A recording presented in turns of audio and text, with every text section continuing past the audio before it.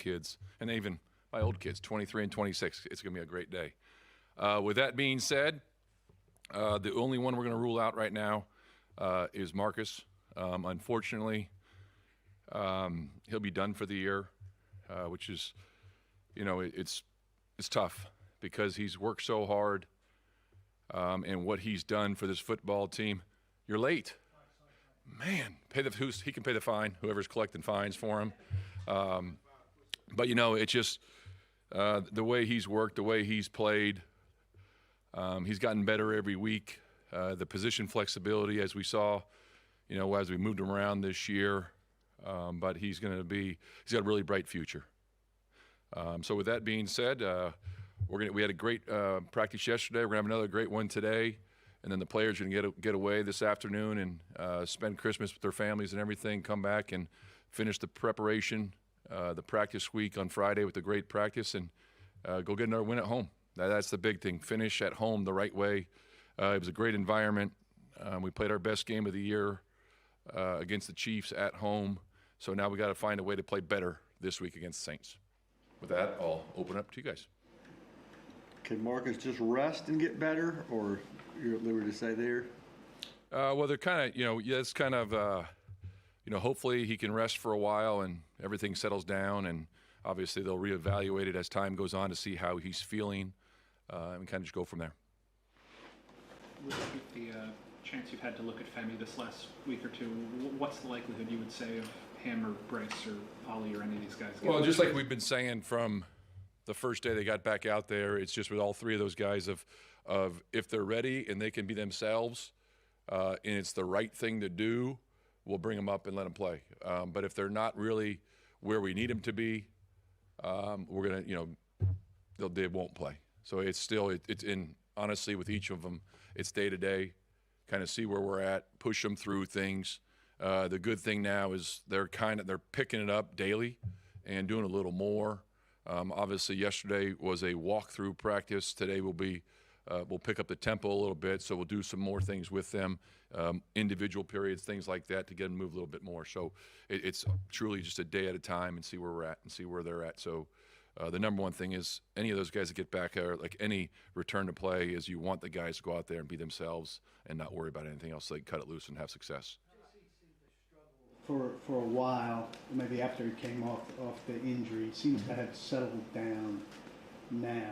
How much is that the case from the inside, and how confident are you now that he's the long-term right tackle for this franchise? I think if you ask any of the linemen, what's helped them the past month is the running game, and you're not just dropping back and throwing it X number of times. So I think, give all five of the guys credit up front for how they've played the last month especially. And I think anyone's job, especially at tackle, when you run the ball 35, 40 times a game, you're not worrying about dropping back 30 or 40 times a game, so it makes it a lot better. So I'm very pleased with the way JC's been playing.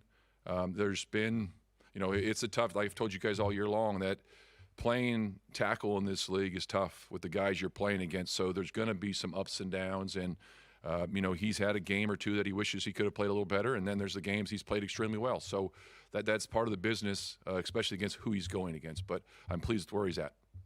How fun was that, I guess, yesterday to announce Jeffrey and Chim in the team meeting about being Pro Bowlers? Yeah, that we kind of changed it up a little bit.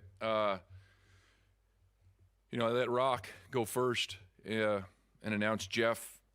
It's just, it's awesome to see the way Jeff plays week in and week out, the way he leads this football team, the best player on defense in the league. He dominates every week. He does everything. It's great to see it, and he deserves it. Just so happy for him, especially after being out for a little bit too. The way he came back, he was pushing, trying to get back as soon as he could, and just wasn't. And then all of a sudden he comes back, and it's like, whoa, this guy is dominating. So it's great to see. They're very happy with how he's played all year long, and it's a great honor anytime you're announced to be in the Pro Bowl. And then from there it got crazy, and I think once I announced there's one more, I think everybody knew who it was going to be. And then once Bones started walking down, the place went crazy, and there really wasn't much for Bones to say. And you saw the reaction. I know they posted it. But the really neat thing for me, I was over in the front corner there, and just to see like guys like Jeff and all the veterans, they were the first ones to stand up and kind of get really excited for it. So it's such a special group of players. But for Jim to have the rookie season he's had and still have a couple games left, it's just exciting. But it's special to see the way the whole entire group responded once we announced both these guys. We got a special group of guys here. So, but what a great honor for both of them. A lot of talk about how this team is feeling more confident with 2 wins in the last 3 games. How much are you seeing that, not just in the locker room, practice field, but in the games? Well, I think we've always said from day one, you always want to be playing your best football in December and January, and that's exactly what we're doing. Having gone on the road to Cleveland, play the way we did, get a win. Unfortunately, we didn't win the next one, and then to play our best game of the year against a really good team in Kansas City, just give all these players, coaches, everybody in the organization credit for the way we just continue to keep working. And, we've talked about growth all year long, and you see how we've played week in and week out. And, the rewarding thing to me, or the great thing to see, is the way the coaches have worked.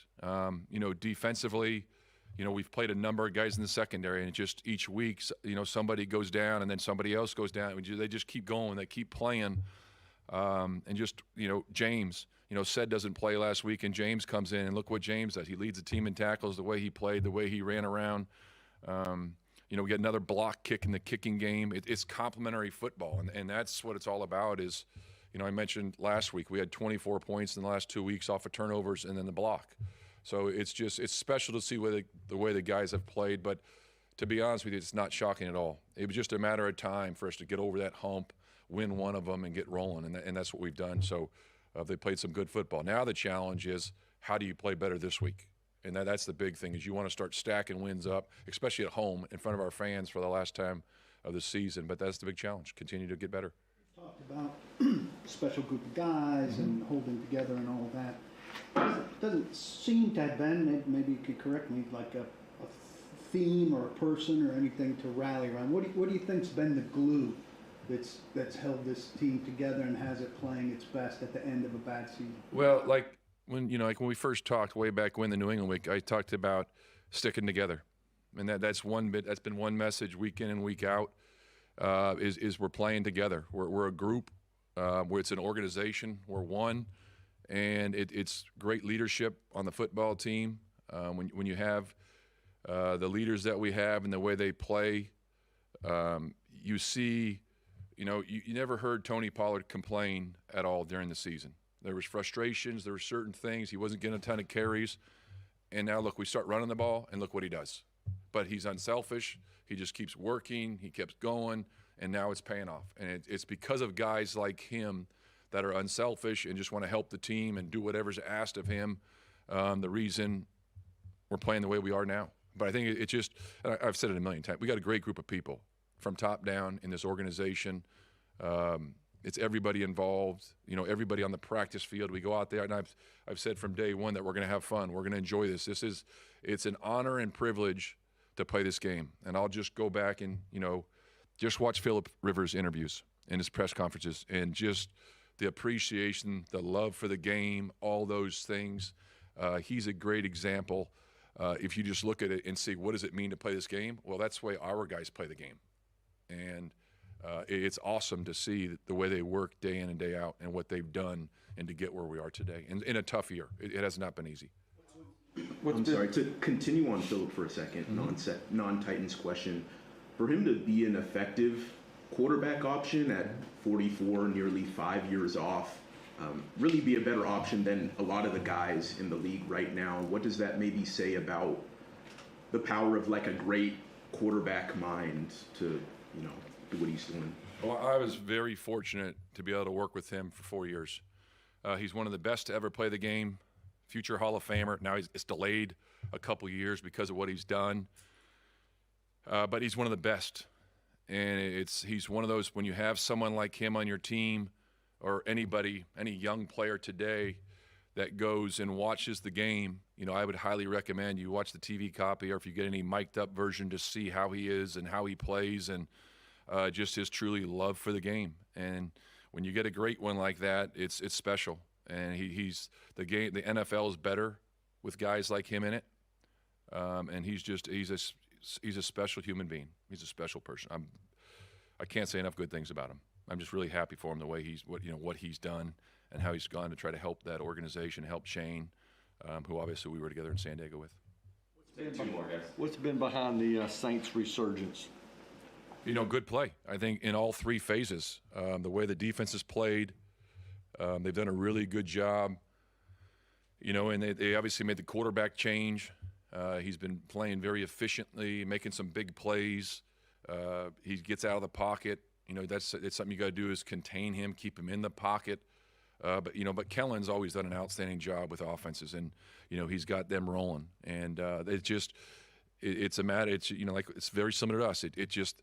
It's the first year in a system with a new staff, offense, defense, kicking game, things like that, getting everyone going, and it takes some time to get rolling. And the past month plus, they've been playing some really good football. Go ahead. How is this offense, the success from this offense, kind of building the future, the foundation for this program? Well, I think that's what we've been trying to do week in and week out. You're always trying to get better. And you're always trying to get better for, I always tell the players and talk about, hey, you're always playing for your future. And it's just today's practice, you're trying to get better to help down the road. And as we go, and then each week you're trying to play better every Sunday. We talked about, help teaching these guys how to win, things like that. So you're always trying to improve and play better for the next game, the next year, whatever that is as a player. And that's always been something we focused on in the meetings and talking to players, is how can we play better for the next one? And I think obviously being towards the end of the season, you want to finish the right way. And you always talk about that, during the season, regardless of what your record is, you want to finish the right way. So whenever the season is over, you're moving off, you're heading the right direction. We said, hey, we finished strong and we got a bright future. As you observe this rookie class, specifically on offense, how have you seen those guys grow? Gunner, Chim, Io Manor, obviously Cam as well. Well, the neat thing about it is, and you guys don't see it, is the amount of time they spend together, not on the field, but in the facility. There's plenty of late nights you walk through there in one of the meeting rooms, and they're all in there together, and there's other players with them. But it's a unique group, the way they've all worked together, and the number of guys. And there's so many of them playing early on and, majority of the season. But just to see the way they've played, and I think you're starting to see it, and we've been seeing it for a while, but just the communication, it's a lot easier. The more reps you take with each other, you play faster. Cam's communication with those guys. Early on, there might be, whether it's the off-season program, training camp, maybe preseason game early in the year, there might be some communication things that, people are, taking another look at it, and it's not happening like that. And I think now, the past couple weeks, it's picking up a lot. And some of the things Cam has done, obviously, the more he plays, the more comfortable he's going to be. The check, first cover zero, and it was no one flinched. Where if you go back a couple months and we do that, it might be a little bit slower. So I think it's just give all those guys, give all the rookies and the coaching staff a ton of credit for the way they've worked and the growth, and we see where they are from a couple months back. So very pleased with how they worked and how they've played all season long. All right, well, have a great Christmas. Merry Christmas.